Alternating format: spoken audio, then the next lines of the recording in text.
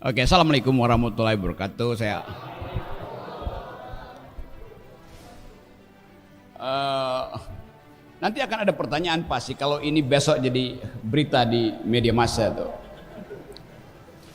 Apa hak agama mempersoalkan politik? Wah, itu bisa tuh judulnya tuh. Apa hak Gustoha mengundang Rocky Gerung? Topik kedua itu kan ramai tuh. Tapi saya nggak peduli dengan itu karena Quran adalah petunjuk. Petunjuk untuk apa? Semua ayat kitab suci adalah petunjuk yang harus dibaca dengan otak. Itu intinya, karena kita makhluk yang berpikir. Tentu petunjuk untuk paling nggak mengurangi kebatilan, menghilangkan kemungkaran. Paling nggak itu lebih dahulu deh. Kalau belum bisa memproduksi kebahagiaan, kemakrufan. Bagian ini bukan ditugaskan oleh kitab suci pertama-tama pada rakyat, tapi pada negara.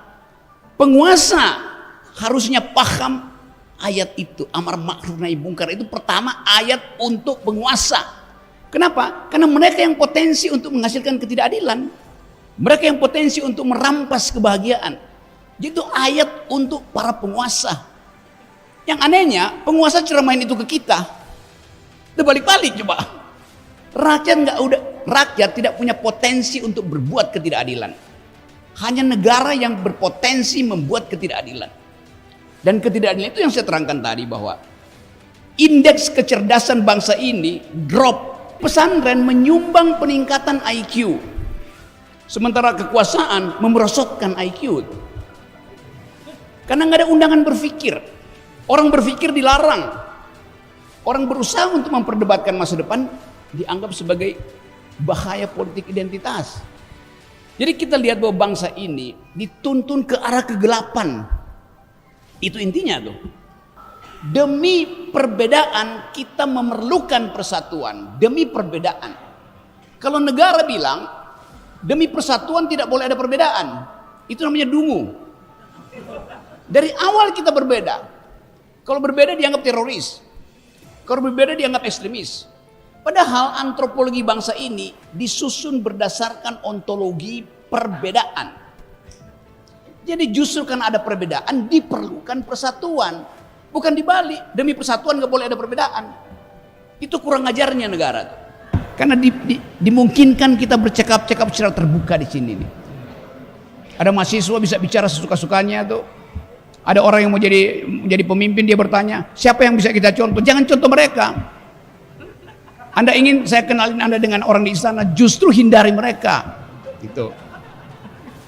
Karena lebih banyak iblis di situ daripada malaikat. Kalau Anda tidak ada di lingkaran presiden, Anda dianggap sebagai oposisi walaupun status Anda akademisi. Kan bajingan cara berpikir begitu kan? Kurang ajar.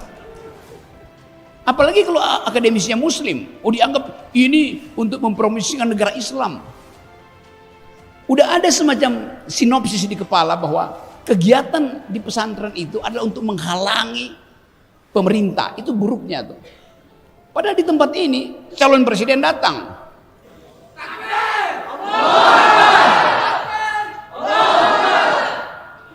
Kan pemimpin kita itu dia nyogok lembaga survei, tiba-tiba elektabilitasnya naik. Elektabilitas naik, intelektualitasnya turun. Moralitasnya ikut drop. Masa pemimpin intelektualitasnya nggak ada?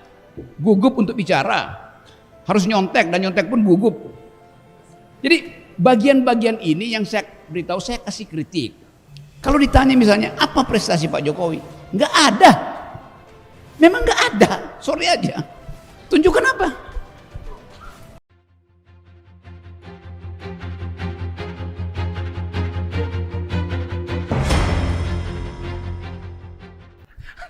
Baik, saya dari tadi ngobrol sama beliau ini nyantai aja beliau itu. Gitu ya, jadi kita dengarkan sekarang apa yang perlu disampaikan oleh Ustadzuna Ustadz Rocky Gerung. Baik, terima kasih. Silakan Pak Rocky. Biar enggak lama-lama Pak Rogi. Nanti mungkin ada yang mau dialog, mungkin ada yang bertanya. Jadi kita ambil 1 atau 2, 3, maksimal 5 orang untuk berdialog ya. Terima kasih. Oke, mana yang ini cukup ya? Oke, assalamualaikum warahmatullahi wabarakatuh. Saya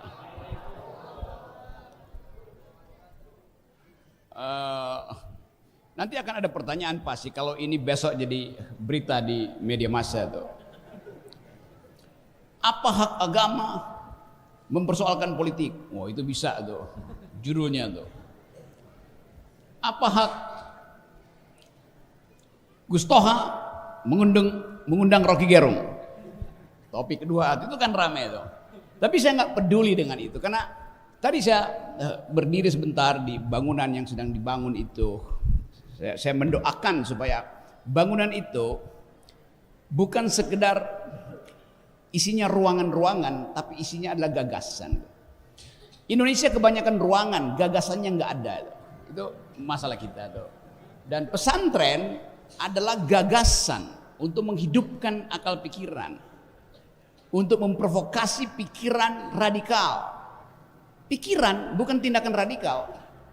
Jadi tadi saya bertanya itu apa nama bangunan itu? Itu akan jadi, Pak Sekretaris menerangkan, itu akan jadi tempat kajian sains di dalam Islam. Itu tema yang kuat sekali, bukan sains dan Islam seolah-olah itu dua hal yang mesti dianalisis secara terpisah. Sains di dalam Islam, artinya ada asumsi di situ bahwa ayat-ayat Quran di dalamnya bukan sekedar mengandung janji surgawi, tapi ada hal yang natural yang mesti dipelajari. Yang kita tahu di dalam percakapan sehari-hari, ada tanda-tanda alam yang hanya dipahami oleh orang yang berpikir. Jadi kira-kira itu nanti, mungkin kapan itu kira-kira selesai, saya akan datang ke situ untuk memberikan seminar tentang fungsi ilmu pengetahuan di dalam mengupayakan kemajuan manusia. Dan itu, iya. Dan Islam tentu mulai dari awal penyebaran doktrin agama, di dalamnya ada tradisi filosofi itu. Orang ingat apa sih matematika yang kita sebut algoritma, itu pertama kali diriset oleh ilmuwan Islam. Bagaimana cara kita mengobati manusia, farmasi pertama ditemukan oleh ilmuwan Islam. Bagaimana kita mengukur skala-skala alam semesta yang kita sebut sekarang astronomi, itu pertama kali diuji di dalam ruang-ruang kuliah di abad-abad pertama ketika Islam muncul sebagai peradaban baru. Jadi selalu ada konteksnya di situ. Nah, kita mau coba gabungkan itu antara krisis pengetahuan, kekurangan pengetahuan, dan keterpurukan bangsa. Apa yang menyebabkan bangsa terpuruk? Karena pemimpinnya nggak berpikir. Itu intinya. Apa akibatnya? Akibatnya skala kecerdasan kita, kalau Anda baca riset terakhir sebulan lalu, Indonesia itu rata-rata IQ-nya 70,8. Hanya 70,8. Apalagi kalau nggak ada masjid kembar, nggak ada Al-Islah, mungkin tinggal 60 IQ kita. Jadi pesantren menyumbang peningkatan IQ, sementara kekuasaan memerosotkan IQ. Karena nggak ada undangan berpikir. Orang berpikir dilarang. Orang berusaha untuk memperdebatkan masa depan dianggap sebagai bahaya politik identitas. Jadi kita lihat bahwa bangsa ini dituntun ke arah kegelapan. Itu intinya tuh. Padahal tadi diterangkan oleh Gus Toha, persahabatan itu adalah hak setiap warga negara. Lepas dari soal agama, etnis segala macam. Tapi justru negara itu memprovokasi supaya jangan bersahabat antar agama, jangan bersahabat antar etnis, jangan bersahabat antar kelas. Diam-diam itu yang sedang terjadi di kita, sehingga terjadi ketegangan sosial. Oke, saya pegang 2 mic kembar di masjid kembar.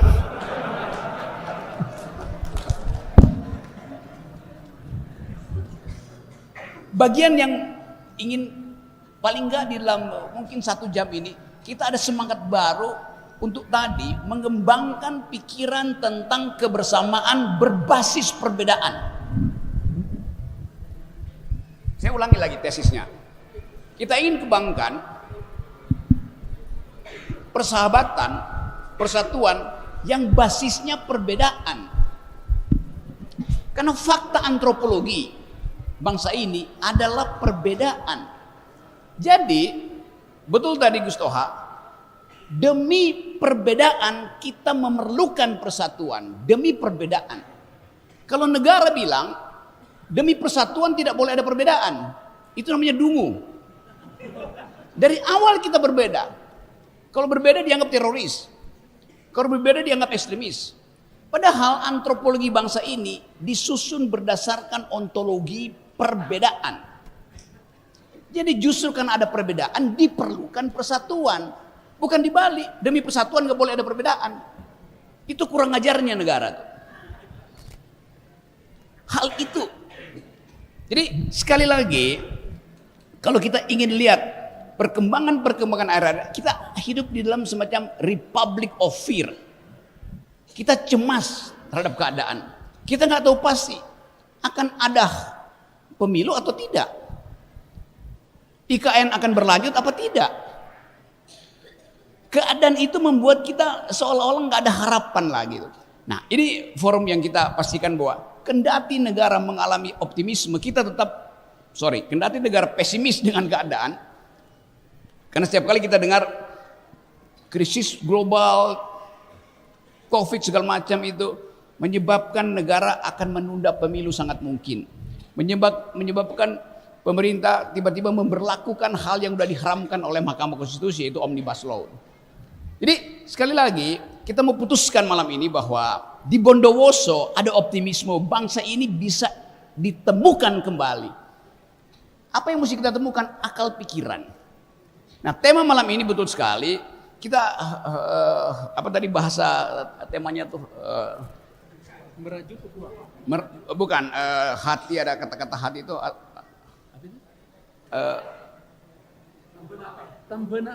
temben ate. Merawat hati, betul ya. Obat hati. Hati-hati dengan hatiku. Kita masuk dulu pada tema itu. Ini adalah pondok pesantren. Tempat dipersiapkan masa depan. Dan hanya demi itu kita bisa membayangkan Indonesia. Kita bisa membayangkan Indonesia kalau ada pertumbuhan pikiran di semua sekolah.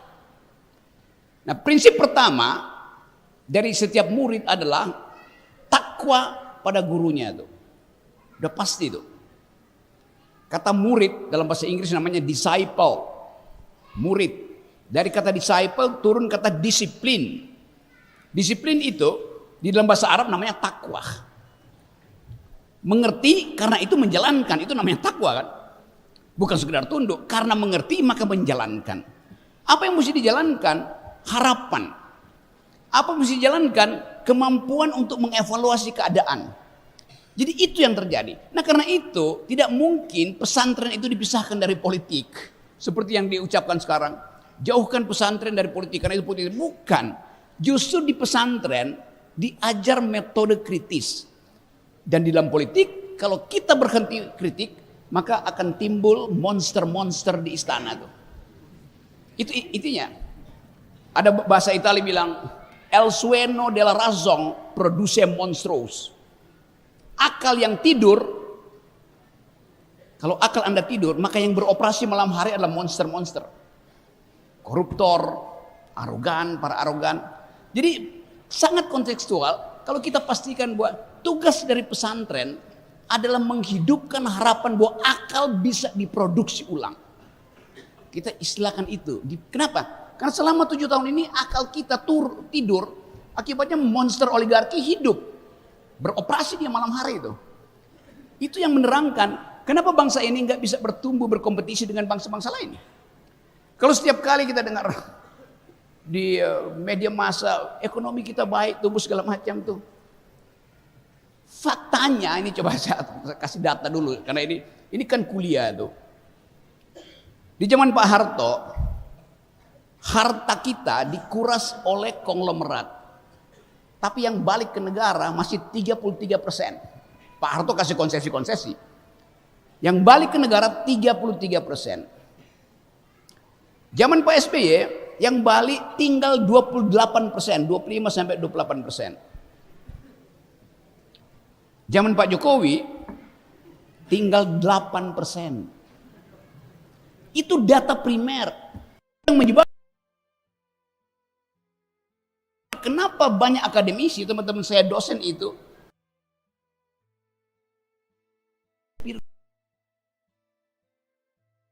ojek. Padahal tukang ojek sendiri sebetulnya berhak untuk memperoleh penghasilan, jangan bersaing dengan dosen. Akibat struktur ekonomi, dosen yang harusnya kelas di atas ambil pekerjaan kelas di bawah. Jadi terjadi lagi konfrontasi hak. Itu disebabkan karena desain ekonomi, desain kebijakannya bobrok. Nah, itu yang diperlukan supaya kita paham bahwa arah bangsa ini betul-betul ada di dalam semacam kecemasan. Tetapi kecemasan itu kita butuhkan supaya kita bisa bikin evaluasi diri itu. Di dalam Al-Baqarah ayat 155 dikatakan, saya mulai ngutip. Kami akan memberikan ujian, akan memberikan tantangan, yaitu sedikit ketakutan, sedikit kecemasan, sedikit kemiskinan, supaya kita bisa berpikir bahwa kita diberi sepenuhnya oleh alam semesta kemampuan untuk mengatasi kecemasan itu, mengatasi ketakutan. Tadi saya baca jurnal mana tadi? Ya, jurnal namanya Al-Isra juga tuh. Yang jurnal terakhir tuh ada keterangan dari dokter siapa yang berkunjung ke sini nih.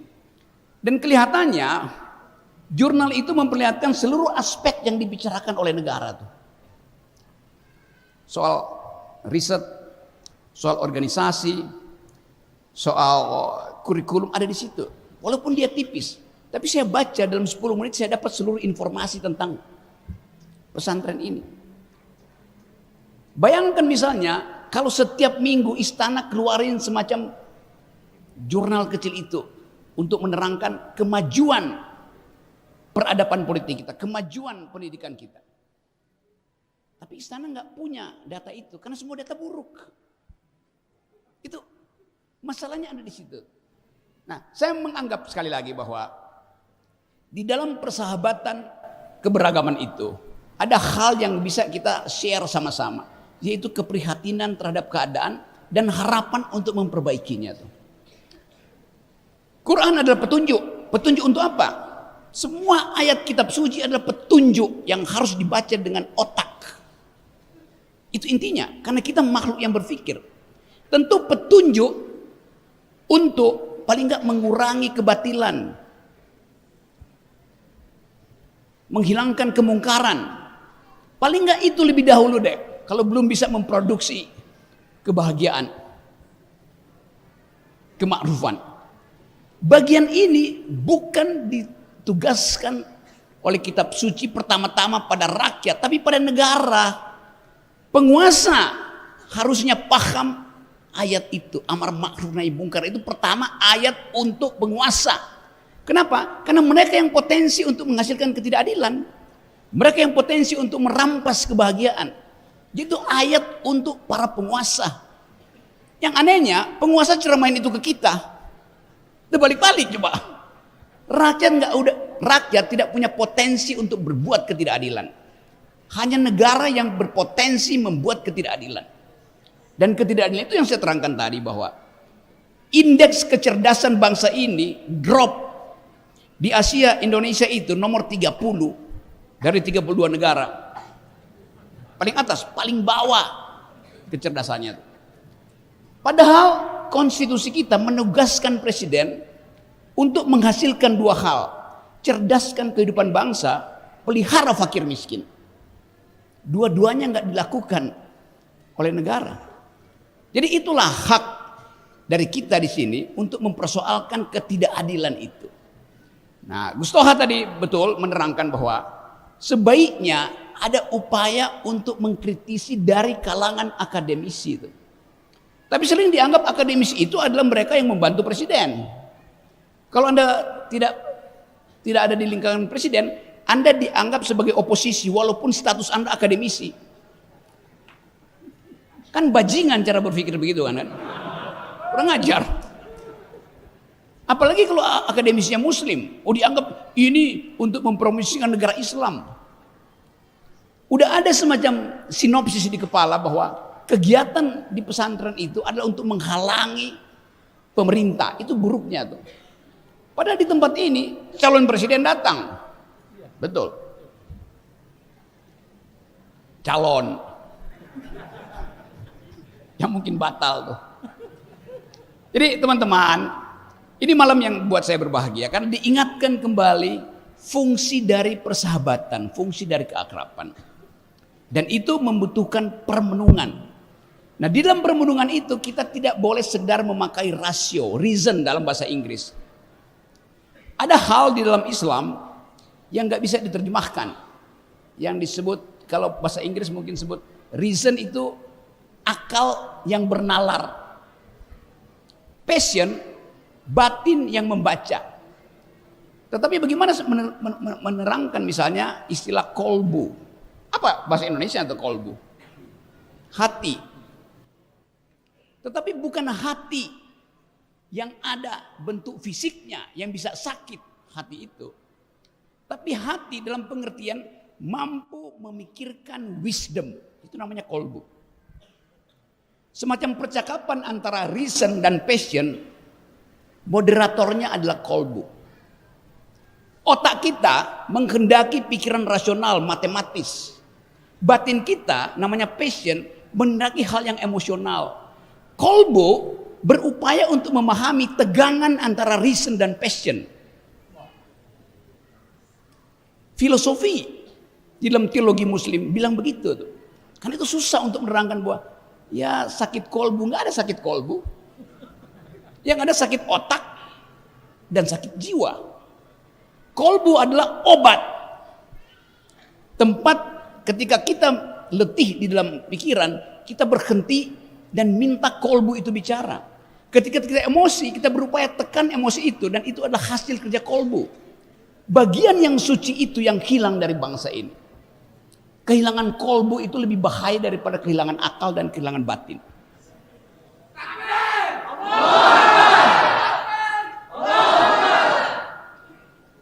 Nah, kesempatan ini adalah upaya untuk membenahi bangsa ini dengan memproduksi kolbu.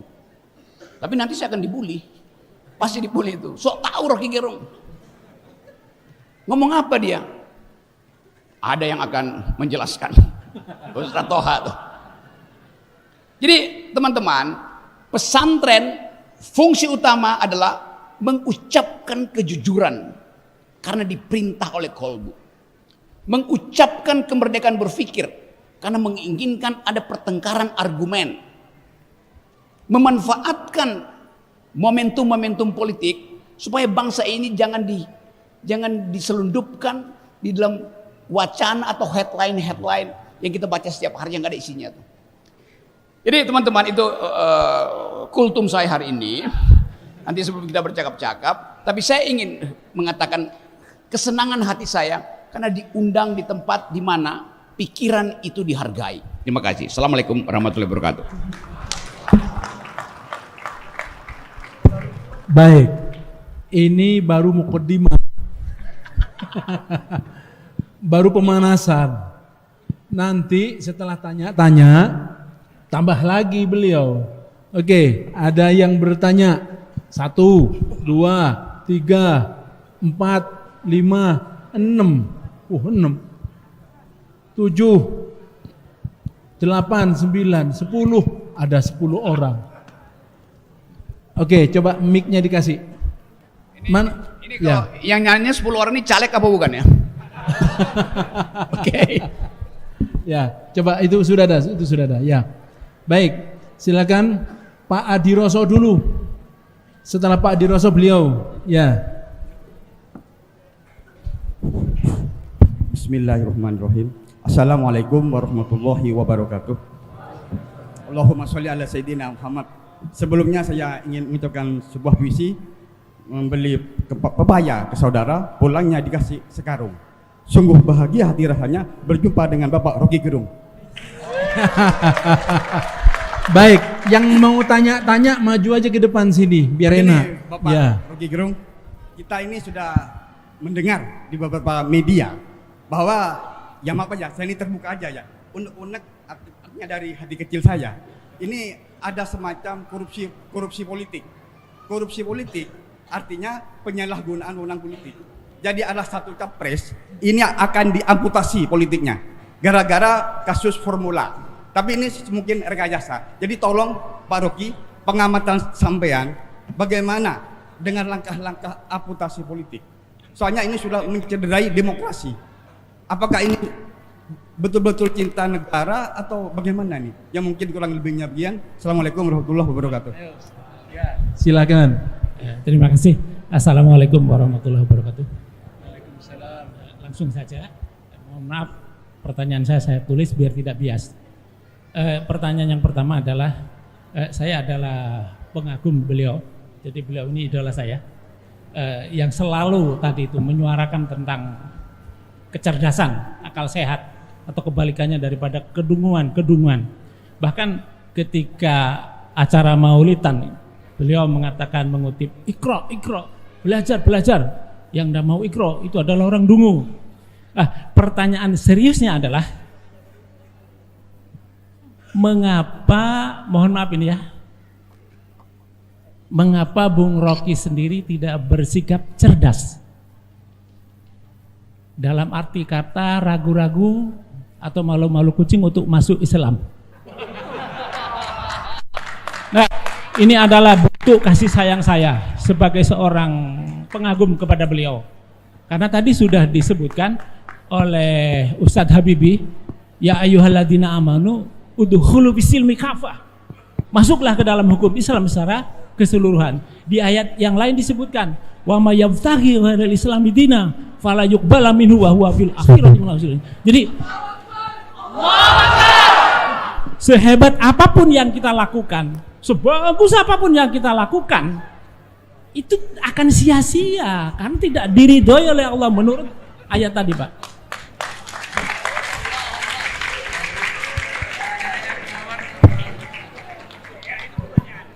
Kemudian yang kedua, di beberapa pertemuan panjenengan pernah bilang bahwa ketika panjenengan bersinggungan dengan masalah agama itu selalu ngeles, selalu mengelak. Itu bukan ranah saya. Jadi keyakinan itu tidak bisa diperdebatkan. Itu kan dogma bagi yang bukan beragama Islam. Jadi dogma itu adalah suatu keyakinan yang harus ditelan bulat-bulat, tidak boleh dipersoalkan, tidak boleh dipertanyakan. Jadi akal sehat di sini tidak berlaku bagi dogma, tapi bagi Islam tidak. Bahkan disebutkan agama itu adalah akal, maka tidak ada agama bagi orang yang tidak berakal. Kesimpulan saya yang nomor 2 ini, jika suatu saat, dan semoga tadi kan sudah disebutkan oleh Abi Toha dengan sebutan Ustadz Rocky Gerung, jika Bung Rocky ini dengan kehebatannya, dengan kecerdasannya, ditambah dengan ilmu yang ada, beliau akan menjadi seorang jenius beriman, seorang mubalik, ya kan? Nah, jadi itu aja. Saya mohon maaf ini agak mungkin menusuk, agak pribadi, tetapi ini ada panjenengan. Billahi taufiq wal hidayah. Wassalamualaikum warahmatullahi wabarakatuh. Terima kasih. Satu lagi ya. Sebentar, Pak. Ya, satu lagi. Bismillahirrahmanirrahim. Assalamualaikum warahmatullahi wabarakatuh. Sebelumnya selamat tahun baru kepada Bung Rocky. Karena tahun baru saya mempunyai nama baru, istilah baru untuk Bung Rocky, yaitu Bung Rocky the Top G. Jadi Bung Rocky yang gentleman. Tadi sempat menyinggung soal demokratisasi, dalam arti di setiap video yang saya sudah telusuri, sempat Bung Rocky itu mendefinisikan bahwasanya demokrasi itu punya definisi baru. Yang tadi awalnya dari rakyat oleh rakyat untuk rakyat, kemudian diformulasikan lagi dengan top G ini, yaitu the governments of the reason should the governments by the people. Jadi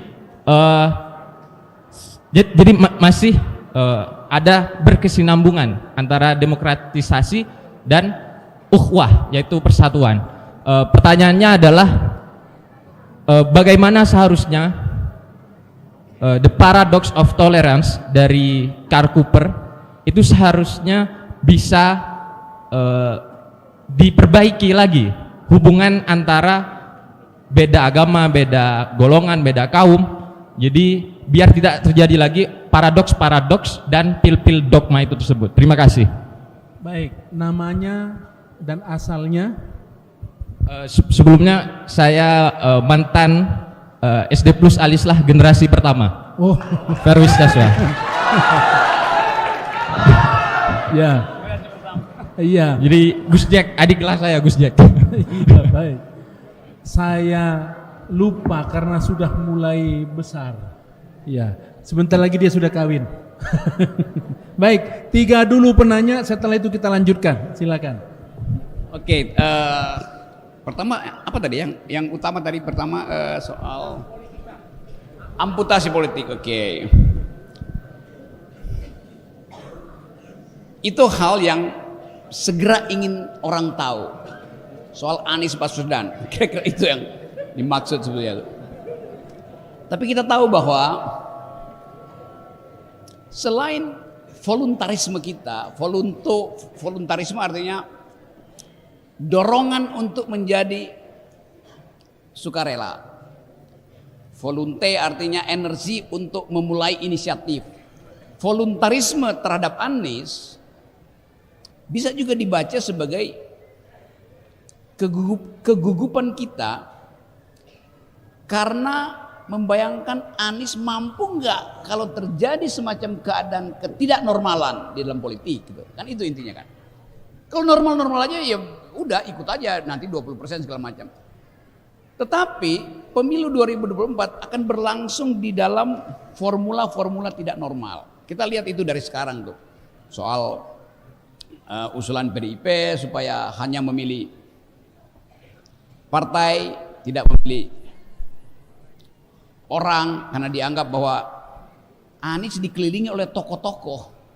Jadi pasti partai yang ada tokohnya akan membuat Anies elektabilitasnya itu akan diganggu. Nah, gangguan ini yang mesti kita baca sebagai justru kecemasan rezim terhadap perubahan politik yang dipercepat.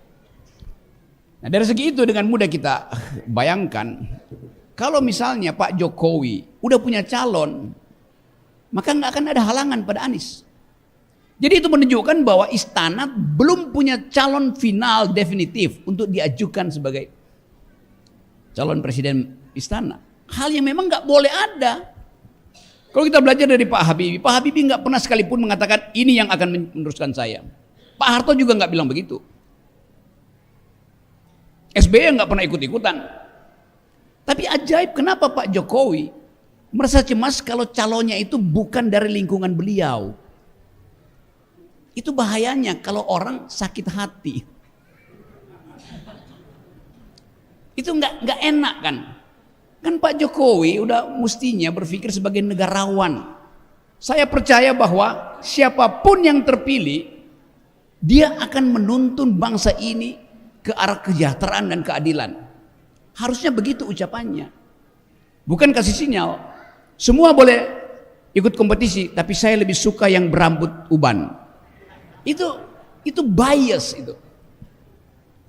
Kan itu intinya tuh. Jadi kita bikin counter argument sekarang bahwa tidak boleh presiden ikut campur di dalam urusan warga negara. Sama seperti Bapak tadi, tidak boleh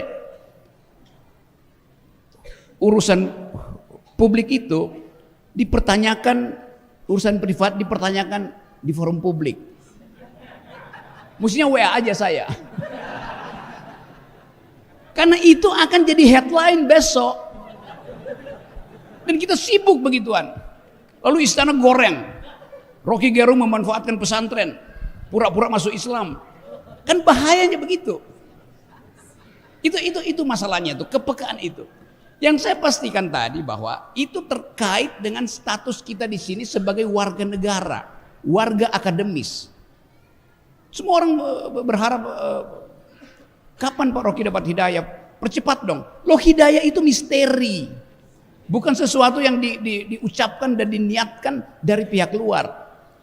Itu adalah keputusan kolbu tadi. Jadi dengan segala hormat pada kebaikan hati Bapak, saya mengerti suasana itu. Tapi jangan sampai hal itu justru yang diambil alih oleh mereka yang suka memprovokasi, lalu terbelah lagi bangsa ini hanya karena soal itu. Itu poin kedua tadi.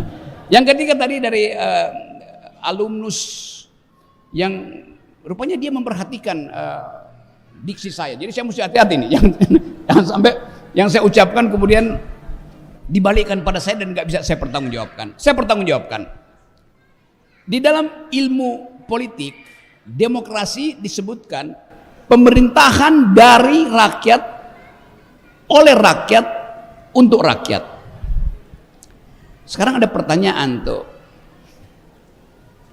Yang disebut sebagai pemerintah itu siapa? Yang disebut sebagai pemerintah demi rakyat itu bagaimana? Yang disebut pemerintah dari, oleh dan untuk rakyat itu akibatnya apa itu? Itu yang menyebabkan waktu pemilu kemarin saya bikin refleksi. Masa orang sakit jiwa boleh ikut menusuk di kotak suara? Oh, dia warga negara, iya. Tapi sebagai subjek hukum dia tidak lengkap untuk tadi menimbang kebijakan publik dengan kemampuan rasio. Karena dia mengalami delirium, bahasa psikologinya delirium, ketidakmampuan untuk berpikir. Bahkan yang udah jadi presiden aja ketidakmampuan berpikirnya masih ada kok. Ini semua kita punya ketidakmampuan berpikir. Tapi ada standar yang kita sebut percakapan rasional tentang public policy. Karena itu saya ubah sedikit dengan mengingat banyak pelajaran filsafat politik, bahwa demokrasi itu bukan pemerintahan orang untuk orang, dari orang oleh orang, bukan. Demokrasi ada pemerintahan akal melalui pemerintahan orang. Tadi betul kutipannya, the government of reason through the government by the people. Jadi memang diperlukan pemerintahan orang yang berakal. Kita tambahin aja berakal sehat. Ada aja orang berakal tapi akalnya bulus. Nah, itu yang saya dorong sekarang, supaya percakapan politik dilakukan di wilayah di mana akal bisa diuji. Di mana itu? Di panggung dangdut? Nggak bisa akal diuji di panggung dangdut. Di pesantren akal diuji, di universitas akal diuji. Tapi justru di situ dilarang politik. Kan kontradiksi kan? Kita mau hasilkan pemimpin yang bermutu untuk tahu bahwa dia berakal apa tidak. Tapi presiden bilang jangan diskusi politik di kampus. Kalau BEM bikin diskusi politik, rektornya dijewer. Jangan percakapan politik di pesantren. Ngaco perpikiran itu tuh. Kalau begitu pertanyaan apa kalau begitu yang akan dipercakapkan dan di mana? Di dalam spanduk-spanduk yang dipasang di seluruh Jawa. Terima kasih Jokowi. Terus ada potret Erick Thohir, Puan Maharani segala macam. Tapi saya nggak lihat mereka berdebat di forum akademis. Boleh aja pasang di situ. Tapi apakah poster yang gede itu sama dengan otak yang besar? Belum tentu. Kita ingin evaluasi perpolitikan kita. Karena itu undang setiap orang yang punya potensi untuk memimpin negara, bikin panel di sini supaya kita tahu ini berpikir atau sekedar ingin mempertontonkan uang. Kalau ingin mempertontonkan uang, tunggu besok pagi. Lakukan serangan fajar. Jadi bagian itu, jadi itu penting kita ingatkan bahwa semua potensi untuk menghasilkan pemimpin harus difilter di tempat di mana pikiran dimungkinkan. Pesantren adalah sekolah. Sekolah artinya berpikir, berpikir artinya menguji. Pemimpin harus diuji. Bukan, kan pemimpin kita itu dia nyogok lembaga survei, tiba-tiba elektabilitasnya naik. Elektabilitas naik, intelektualitasnya turun. Moralitasnya ikut drop. Masa pemimpin intelektualitasnya nggak ada? Gugup untuk bicara. Harus nyontek, dan nyontek pun gugup. Jadi bagian-bagian ini yang saya beritahu, saya kasih kritik pada semua orang itu. Nah, sekali lagi kita tunggu satu momentum politik di mana kita lihat Indonesia udah menemukan kembali otaknya. Indonesia udah kembali mampu berpikir. Kapan itu? Tergantung kita putuskan malam ini. Kita mau mempercepat pemilu atau kita mau menunda pemilu? Ya percepat aja sebaiknya. Supaya efisiensi di dalam kepanitiaan, yang kan ada KPU yang nggak tahu KPU itu ngapain tuh. Anggarannya berapa? 100 triliun dia minta tuh. Tapi fungsinya cuma nyiapin kotak suara. Tidak melakukan pendidikan politik. Kalau ada pendidikan politik, kotak suara itu bikin aja begini, orang masukin di situ. Ragu nggak? Jangan ragu. Kalau orang beretika, nggak akan ada yang nyolong kotak suara itu. Dibikin baja pun dicolong orang dan dimanipulasi di dalam komputer kan. Jadi publik harus dibuat percaya bahwa demokrasi itu harus dihasilkan dengan perdebatan intelektual. Itu intinya. Terima kasih. Baik, selanjutnya. Ya, ini di sini barusan 1, 2, 3. Ya, sebentar. Nanti ada sesi ketiga ya. 3 orang apa 5 orang, Pak Rogi? 3-3 ya. 3-3 ya, 3-3. Assalamualaikum warahmatullahi wabarakatuh. Saya selalu mengikuti apa yang sering disampaikan oleh. Mohon sebut nama asal. Oh ya, mohon maaf. Nama saya Muhammad dari Situbondo. Ya, Situbondo.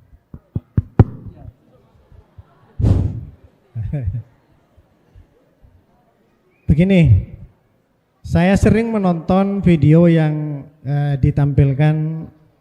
menampilkan Pak Rocky Gerung. Saya pengagum berpikirnya, kemudian cara menyampaikannya, saya salut sekali. Bung Rocky ini sering menyampaikan ayat Al-Quran, sering yang disampaikan. Bahkan di sana surat pertama diturunkan, Iqra. Nah, baca, biar pinter baca. Kalau ndak baca, dungu, kan itu. Kemudian sering disampaikan demikian, bagaimana mengasah otak, bagaimana mempergunakan otak ini, akal pikiran ini.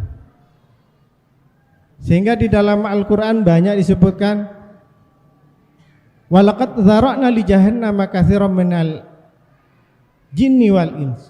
Dan sampai terakhir ya, di akhir ayat itu disampaikan, ulaika kal an'am balhum adall. Jadi orang yang tidak menggunakan akal pikirannya, matanya, pendengarannya, mereka itu seperti binatang. Bahkan mereka lebih sesat daripada binatang. Nah, dalam hal ini seringkali kita mendengar bahwa tokoh kita, ulama kita dilarang melakukan politik.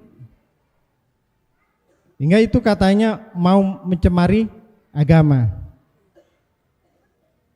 Ada semacam ketakutan di tengah masyarakat kita bahwa Islam ini akan muncul. Pemikiran Islam ini akan muncul. Sehingga terjadilah pembentukan Islamofobia. Orang takut terhadap Islam sendiri. Nah, hal-hal seperti ini dimakan mentah-mentah oleh umat Islam sendiri. Bahkan ada tokoh dicurigai, ada seperti ini dicurigai, ada tampil dengan kecerdasannya teroris, tampil dengan kecerdasannya dibilang anti Pancasila. Nah, pertanyaan saya, bagaimana mengatasi persoalan ini di negara kita? Bahkan di sini adalah mayoritas Islam. Kenapa kapasitas Islam ini tidak diberi ruang untuk mempergunakan haknya sehingga tidak selalu dikebiri. Terima kasih. Assalamualaikum warahmatullahi wabarakatuh. Assalamualaikum warahmatullahi wabarakatuh. Baik, langsung kepada pertanyaan. Sebut nama asal. Assalamualaikum warahmatullahi wabarakatuh. Saya Ikramullah dari Situbondo. Saya sangat mengidolakan Profesor Rocky Gerung ini. Prof. Rocky ini terkenal selalu mengkritisi pemerintah. Pertanyaan saya adalah kenapa Profesor Rocky Gerung ini selama ini tidak memberikan solusi terhadap pemerintah?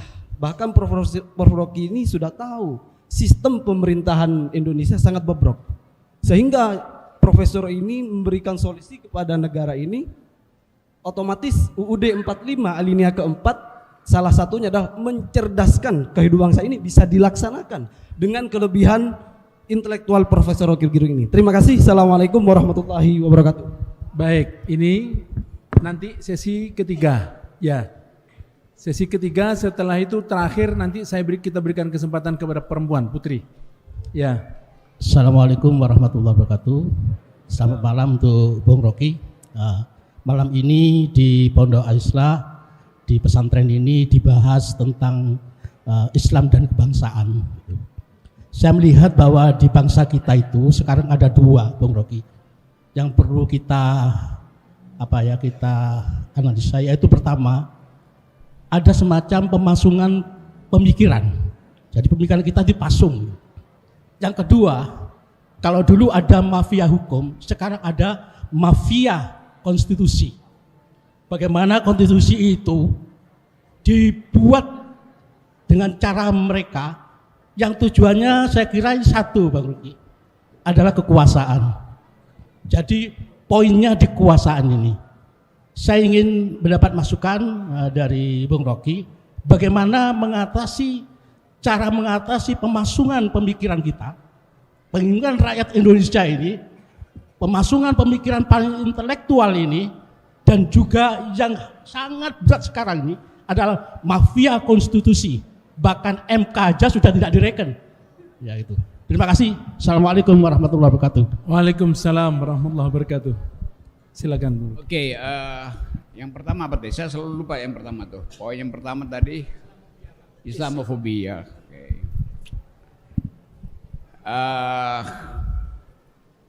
Kalau ada hal yang bisa kita pertengkarkan tentang kebijakan publik, maka yang pertama-tama mesti lakukan memulai pembicaraan kritis adalah partai oposisi. Kan itu intinya. Siapa partai oposisi? Nggak ada. Jadi karena nggak ada, saya ambil alih itu. Lalu dia bilang tadi, solusinya apa itu? Saya pernah evaluasi, 80% kabinet itu buruk. Maka saya bilang, solusinya ganti 80% menteri itu.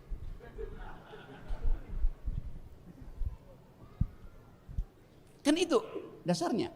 Karena dia pejabat pembuat kebijakan, ya ganti. Lalu orang bilang, Anda mau gantiin ya? Anda menginginkan kekuasaan itu. Saya bilang saya memberi solusi yang betul-betul masuk akal, ganti aja. Tapi nanti Pak Jokowi akan bilang, oke, itu hak prerogatif saya.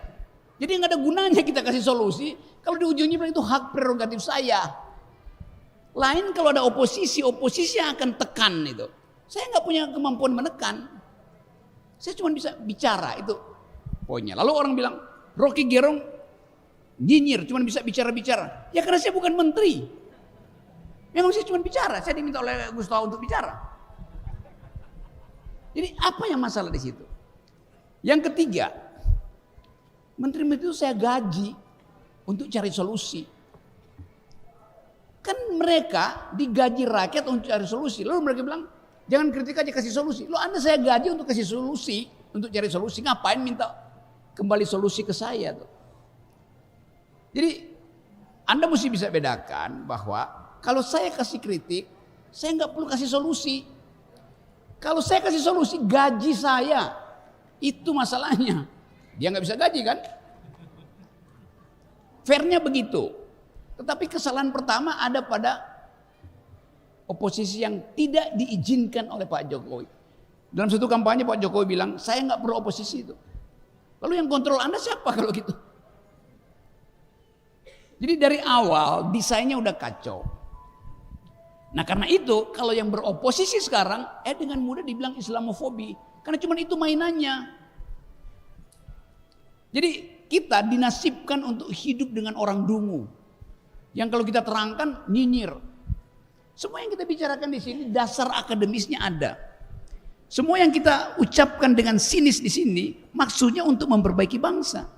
Gak ada di sini yang ingin bangsa ini hancur. Karena itu kita kasih kritik.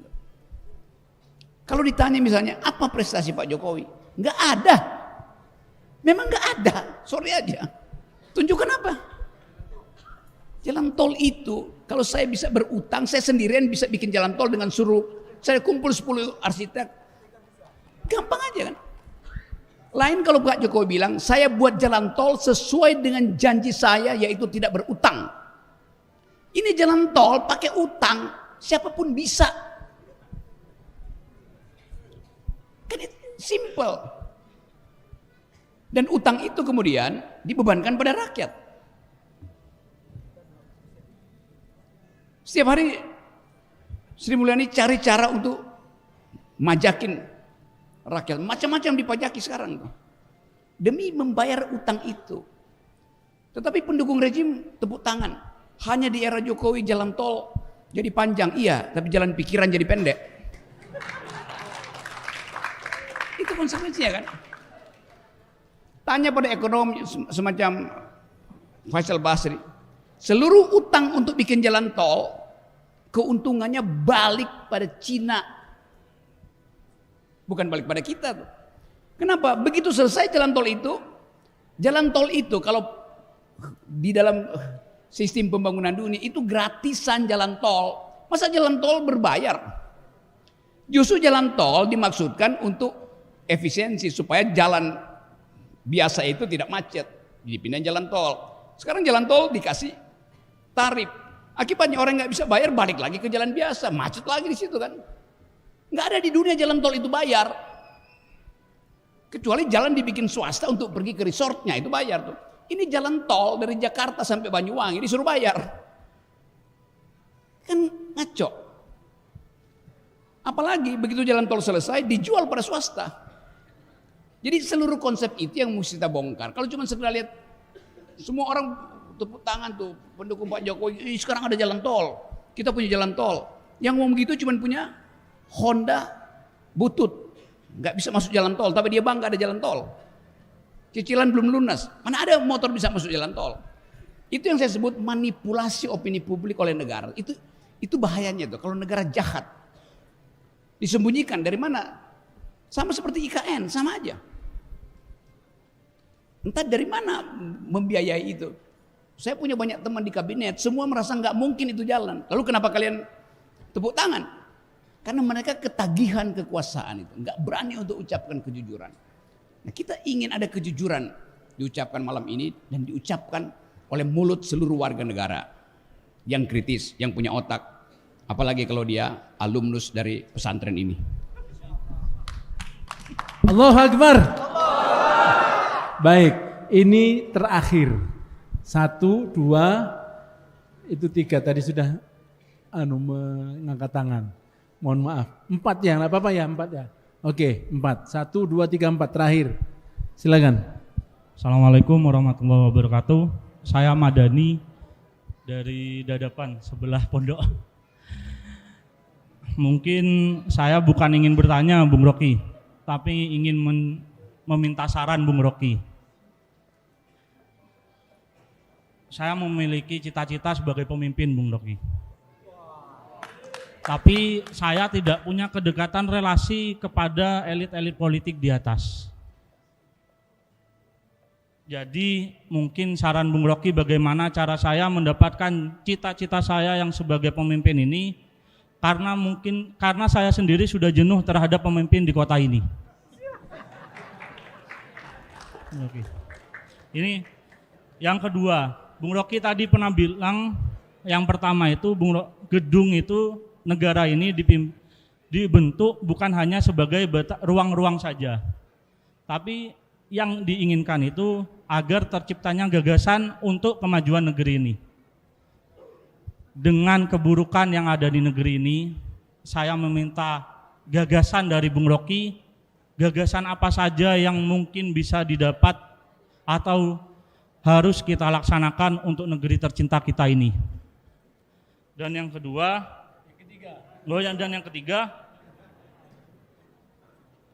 apakah untuk menjadi seorang pemimpin atau politikus sendiri, apa kita harus selalu dekat terhadap orang yang di atas? Apa kita harus menempel? Apa kita sebagai oposisi? Apa kita harus bersuara seperti Bung Rocky? Karena Bung Rocky tahu sendiri, Bung Rocky yang bersuara seperti yang ini aja banyak musuhnya. Apalagi saya yang hanya sebatas masyarakat biasa yang tidak punya tempat untuk bersuara, Bung Rocky. Terima kasih untuk Gus Toha yang telah memfasilitasi saya pribadi udah bertemu dengan Bung Rocky ini. Terima kasih. Sama-sama. Kalau mau foto silahkan sekarang. Mana tadi?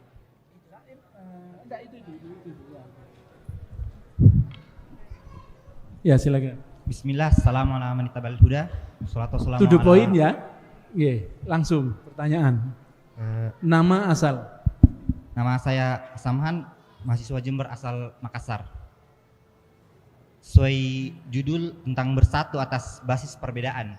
Bagaimana agar kita tidak menjadi orang yang latah dan kaku terhadap perbedaan secara umum, perbedaan politik ataupun agama, karena bangsa Indonesia secara umum serta umat muslim secara khususnya masih banyak mereka yang latah karena agama sampai sekarang masih menjadi tunggangan politik atau yang biasa kita sebut politik identitas. Karena isu agama ini yang paling mudah digoreng, maka terjadilah banyak kerusakan-kerusakan seperti 22 Mei tahun lalu yang banyak kerusakan, banyak yang terluka sampai korban jiwa, yang dimana Islam sebagai rahmatan lil alamin sangat jauh dari tujuan ini. Sederhananya, bagaimana agar kita tidak menjadi dungu dan sikap kita kepada mereka-mereka yang dungu. Terima kasih. Baik, yang ketiga. Langsung, setelah itu yang keempat.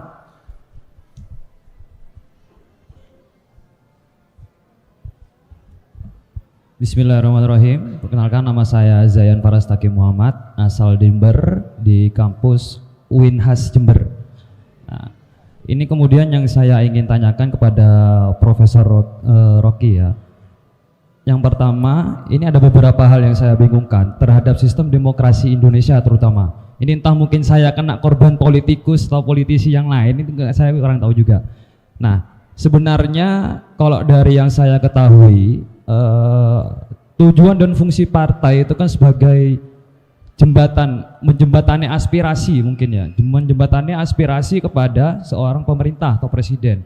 Nah, kemudian di sisi lain, saya melihat bahwasanya seharusnya pemerintah ini berada di posisi yang moderat, dalam artian di sana dia tidak memihak kepada kanan atau kiri, ataupun mereka tidak berpihak kepada partainya sendiri apabila memang partai itu salah. Nah, karena memang sebenarnya pada hakikatnya kita kan mencari kebenaran yang mutlak, sedangkan kebenaran yang mutlak itu banyak sekali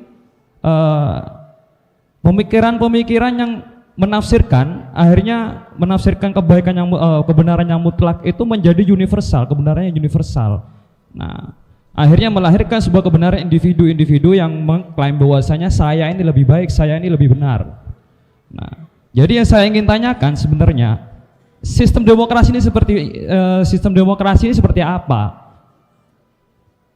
Posisi partai dan juga ketika mereka ini ingin memilih seorang pemimpin, apakah mereka harus berpihak? Begitu.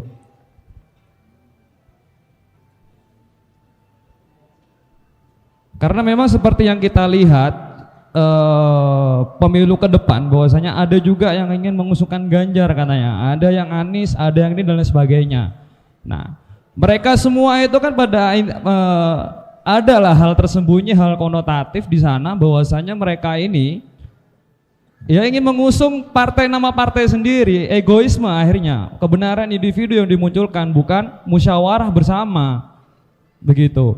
Nah, kemudian yang kedua yang saya ingin tanyakan, bagaimana cara kita menyikapi timbulnya polarisasi pada masyarakat.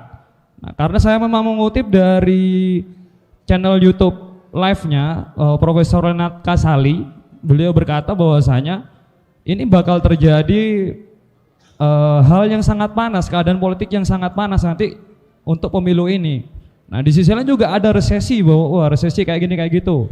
Nah, saya juga pertanyaan yang ketiga, kemudian saya lihat bahwasanya adalah beberapa dari Menteri Keuangan Sri Mulyani, beliau waktu bulan Desember itu beliau sempat melaporkan keuangan negara, APBN negara. Nah, itu sekitar 400 miliar kalau nggak salah.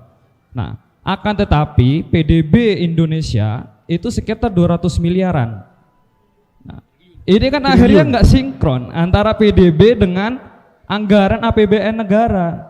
Nah, sekitar 200 miliaran itu buat IKN dan 200 lainnya pendidikan dan sebagainya. Nah, saya pikir ini nggak masuk akal. Nah, ini bagaimana cara kita menyikapinya juga? Nah, mungkin seperti itu. Terima kasih. Baik, terima kasih. Yang keempat, tadi ada yang minta diwakili oleh satu orang dari perempuan. Yang mewakili perempuan ada namanya Pak Aris Maya. Ya, silakan. Oke, baik, terima kasih. Assalamualaikum warahmatullahi wabarakatuh. Perkenalkan, saya Taufik Rahman. Pada kesempatan kali ini mungkin saya menyambungkan sanad saya gitu kepada Pak Rocky, karena sebelumnya dosen pengampu saya juga dosen bimbingan dari Pak Rocky, sehingga saya berterima kasih kepada Abi telah mendatangkan Rocky Gerung ke Masjid Kembar gitu, Pak Rocky. Nah, pada kesempatan kali ini saya ingin karena saya mengikuti beberapa video dari Pak Rocky dan aktif semenjak beberapa tahun yang lalu, dan saya kaitkan dengan apa mukadimah yang disampaikan oleh Pak Rocky. Pertama, tadi menyampaikan bahwa kita kekurangan atau EQ kita itu menurun atau drop gitu.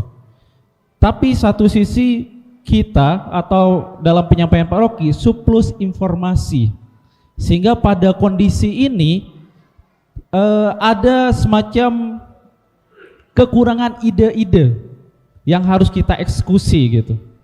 Nah, pertanyaannya bagaimana menumbuhkan ide-ide tersebut? Yang kedua, bangsa ini adalah bangsa yang latah, Pak Rocky. Ketika satu informasi atau sesuatu yang viral itu langsung ditunggangi. Hal yang sederhana misalnya lato-lato yang sekarang kan, Istana Merdeka sekarang mulai main lato-lato. Bisa saja nanti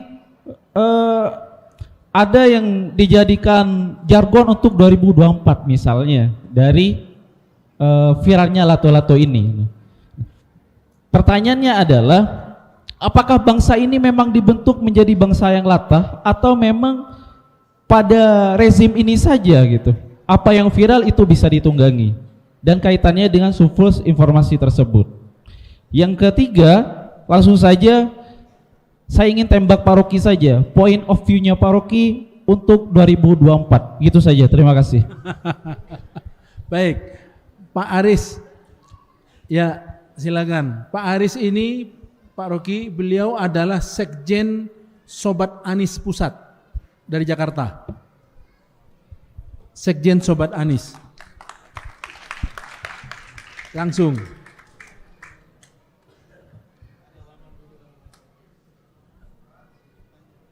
Salamannya nanti setelah pertanyaan.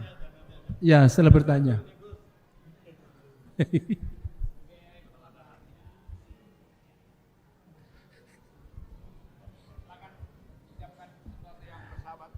Silakan pertanyaannya singkat padat. Singkat aja ya. Baik, Assalamualaikum warahmatullahi wabarakatuh.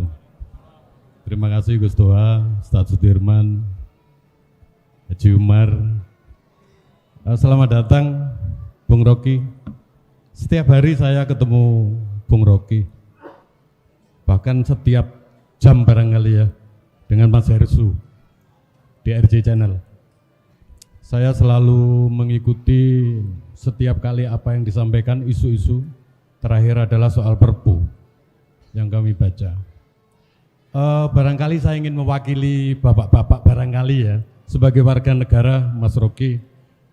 Kedatangan panjenengan di sini ini benar-benar membuka harapan untuk kami. Sementara bahwa kita ini sudah hampir-hampir kehilangan akal karena demikian nyata situasi negara ini dibodoh-bodohin. Ya. Jadi bagaimana misalnya dalam kasus perumusan Perpu itu kita betul-betul secara telanjang bulat diberikan contoh bagaimana pemerintah ini kemudian melakukan pelanggaran-pelanggaran secara konstitusional. Ini saya kira perlu disampaikan secara umum, dan kita yang di desa ini Mas Rocky ya, saya dari Jember, tadi telat saya hadir karena ada kegiatan, jadi merasakan betul bagaimana sekarang situasi sulitnya kehidupan perekonomian Gus. Kemarin saya diskusi dengan beberapa ojol, tinggal 125 orang aja. Itu menunjukkan bahwa kapasitas ekonomi kita memang semakin turun. Itu satu. Ingin komen aja dari Mas Rocky. Yang kedua, sebagai sobat Anies, mungkin ada sedikit rahasia kalau ada 3-4 oligarki yang sekarang sedang merancang sesuatu di istana. Barangkali bisa dibuka di sini. Demikian Bung, terima kasih. Terima kasih. Assalamualaikum warahmatullahi wabarakatuh. Assalamualaikum warahmatullahi wabarakatuh. Tapi pertanyaan yang paling akhir yang kedua itu agak nyerempet bahaya. Agak nyerempet bahaya. Baik, Pak, ini adalah pertanyaan terakhir ya. Tidak ada lagi pertanyaan karena jam sudah menunjukkan jam 8.30. Ya. Oke, saya tahu bahwa walaupun kita sedang tentang kebangsaan, tapi selalu ada current issues, hal yang hari-hari ini dipercakapkan orang, soal Perpu, soal Anies, soal ekonomi. Satu poin aja bahwa, halo, ini kenapa nih? Bisa? Oke. Saya pikir Mbak Puan tadi yang rampas mic saya.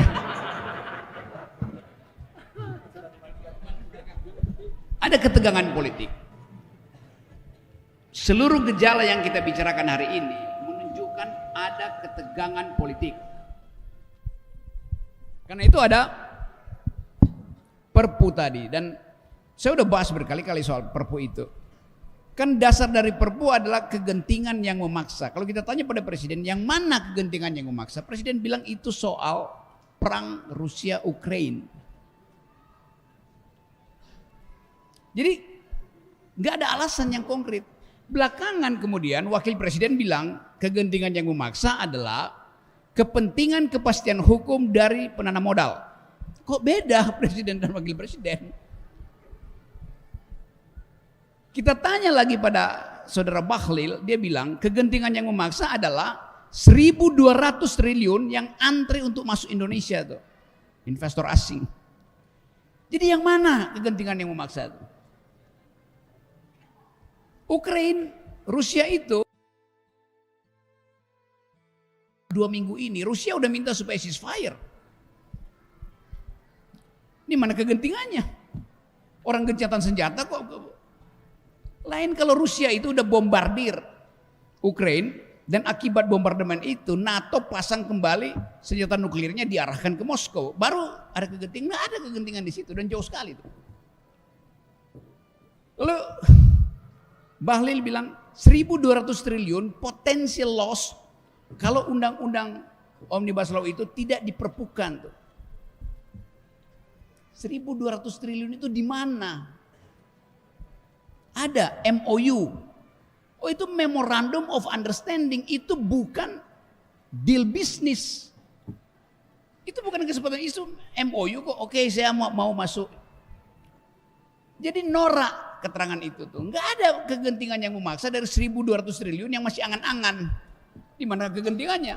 Lain kalau misalnya investor asing taruh 1.200 triliun di Indonesia per hari ini, cashnya ada di rekening Menteri Keuangan, lalu mereka tuntut kepastian investasi dijamin oleh undang-undang Omnibus Law. Itu namanya kegentingan memaksa. Ini dia belum masuk. Kan namanya MOU kan nggak ada akadnya di situ. Jadi ditipu. Nah karena itu saya katakan ini bukan kegentingan yang memaksa, tapi memaksakan kegentingan. Supaya ada alasan untuk menekan hak buruh. Jadi kalau dibilang Indonesia nggak ada uang surplus. Mungkin sekarang ada 400 triliun di kas negara. Kenapa nggak diturunkan?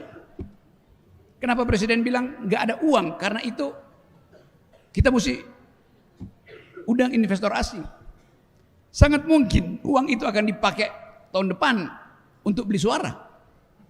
Jadi kita mesti mencurigai akhirnya seluruh kebijakan negara kita harus curigai. Kita nggak bisa manggut-manggut. Karena tadi nggak ada partai oposisi. Kalau ada partai oposisi tidur-tidurnya aja tuh. Karena oposisi akan bekerja mengawasi pemerintah. DPR bilang dia adalah watchdog-nya pemerintah. Kenapa dia menggonggong ke rakyat? Dia nggak menggonggong kepada presiden. Mana suara DPR tentang Omnibus Law? Semua partai di situ setuju Omnibus Law. Kecuali PDIP, Demokrat dan PKS. Nah sekarang kalau sistem proporsional tertutup yang diusulkan oleh PDIP, seluruh partai justru anti itu. Kan mendua kan sikap partai itu. Itu yang kita kritik tadi itu. Soal rahasia-rahasiaan pasti adalah. Mungkin setiap jam 4 lewat 15 menit di istana ada pertemuan antara 2-3 menteri utama, 4 konglomerat dan lembaga survei untuk hitung Ganjar udah seberapa, Anies seberapa, Prabowo seberapa. Tapi itu adalah konspirasi untuk membatalkan hak rakyat mendengarkan langsung suara dari capres-capres itu. Curangnya begitu. Kita nggak tahu apa yang harus kita pilih. Jadi banyak saya bisa bocorkan, tapi nanti kena delik saya. Tapi dengan analisis kita tahu. Jadi kalau disodorkan hari ini, inilah daftar calon presiden kita. Kita bertanya, dari mana? Enggak, dari depan Monas dengan menyewa surveyor. Lalu ditanya, pesantren yang diasuh oleh Gus Toha, mau pilih siapa? Ada 7, Anda mau pilih siapa? Kita disodorkan untuk hal yang sudah dipilihkan di istana. Itu curangnya. Jawabnya gampang. Taruh 7 di situ. Anda pilih siapa? Bukan siapa yang kita pilih, siapa yang kita coret duluan. Coret. Lalu kita taruh nama kita sendiri. Kenapa emang? Lain kalau lembaga survei itu dari awal dia bilang ini survei. Percaya lembaga survei itu. Ini nggak pernah satu lembaga survei pun mengatakan ini survei publik, ini dana yang kita pakai. Dari mana? Bilang dong dari siapa tuh? Itu yang nggak ada. Itu yang namanya keculasan dalam politik. Jadi teman-teman semua tadi yang bertanya, saya paham, saya rumuskan dalam satu kalimat. Kita cemas dengan keadaan, tapi nggak ada jalan keluar. Karena itu saya lagi siapkan jalan keluarga. Namanya LBP, Liga Boykot Pemilu. Nanti orang, oh itu makar. Nggak ada cuy, itu cuma gagasan cepat-cepat. Dan mungkin sangat terjadi hal semacam itu. Hal terakhir, asing di kawasan Indo-Pasifik. Nggak ada satu perubahan politik di Indonesia yang tidak ada kepentingan asing. Entah Cina, Amerika. Dan itu yang kita hitung. Waktu Pak Harto jatuh tahun 98, itu hanya krisis finansial yang berakibat pada krisis ekonomi. Krisis finansial, nilai tukar aja tuh yang tiba-tiba melonjak. Bisa nggak diatasi? Bisa. Jepang masih bilang oke, kita bantu Indonesia. Tapi pada waktu itu partai yang berkuasa di Amerika, Partai Demokrat yang presidennya Bill Clinton, merasa bahwa Pak Harto udah terlalu rakus. Karena itu sebagai proksi Amerika di Indo-Pasifik, Jepang ditegur, nggak usah bantu. Amblas. Sekarang hal yang sama, Partai Demokrat berkuasa di Amerika dan melihat bahwa ketidakpastian hukum ada di Indonesia. Jadi kalau dikatakan bahwa investor akan masuk, rumus investor masuk itu cuma satu, kepastian hukum. Ini nggak ada kepastian hukum. Kenapa? Perpu itu sebentar lagi akan dibawa ke Mahkamah Konstitusi, jadi ribut lagi di judicial review. Jadi kekacauan hukum itu justru menghalangi investor masuk ke Indonesia. Itu intinya tuh. Jadi sekali lagi, kita di sini hanya bisa menganalisis. Kita nggak ada kepentingan dengan siapa jadi calon presiden, itu urusan individu. Tetapi kalau kita punya kepentingan dengan calon presiden, kita mau uji dia pertama kali bukan elektabilitasnya, tetapi etikabilitasnya, moralitasnya, kedua intelektualitasnya, baru elektabilitasnya. Jadi undang semua capres datang ke sini, uji moralitasnya, uji intelektualitasnya. Elektabilitas itu urusan lembaga survei itu. Nah itu pentingnya tadi kita mulai persiapkan siapa yang akan kita coret dari daftar itu ya. Yes, undangin. Jadi sekali lagi terima kasih banyak karena dimungkinkan kita bercakap-cakap secara terbuka di sini. Ada mahasiswa bisa bicara sesuka-sukanya tuh. Ada orang yang mau jadi pemimpin, dia bertanya, siapa yang bisa kita contoh? Jangan contoh mereka. Anda ingin saya kenalin Anda dengan orang di istana, justru hindari mereka. Gitu. Karena lebih banyak iblis di situ daripada malaikat. Terima kasih. Baik, terima kasih Bung Rocky. Masya Allah. Ini apa yang disampaikan itu bisa membedah perasaan, membedah pikiran kita semuanya. Insya Allah kita semuanya tidak akan lagi menjadi dungu. Insya Allah semuanya akan menjadi orang yang cerdas. Insya Allah subhanahu wa ta'ala. Ya, baik. Saya tidak mau mengkomentari, tidak mau menambah-nambahi apa yang beliau sampaikan. Karena sudah cukup jelas. Sekarang saya minta ada yang berdoa kepada Allah subhanahu wa ta'ala. Mana Kiai Amyal itu? Kita doakan mudah-mudahan kita semuanya mendapatkan hidayah dari Allah. Kita ditolong dan dijaga oleh Allah subhanahu wa ta'ala. Ya, tapi sebelum berdoa, sebelum Kiai Amyal berdoa, saya akan sampaikan bahwa insya Allah bulan Februari yang akan datang, yang akan menjadi pembicara tamu adalah Ustadz Ahmad Kaimana. Ahmad Kaimana, silakan dibuka di Google. Namanya beliau Ustadz Ahmad Kaimana. Beliau itu pendeta, mantan pendeta dan sekarang sudah menjadi muslim, alhamdulillah. Itu nanti kita akan dengarkan kajian-kajian dari beliau, insya Allah. Kainama, oh Kainama. Bang Rocky ternyata kenal namanya beliau, Ahmad Kaimana. Seingat saya Kainama lebih akrab. Kainama itu dari Indonesia Timur ya. Ya. Jadi Ahmad Kainama bukan Kaimana, Kainama. Silakan Kiai Amyal.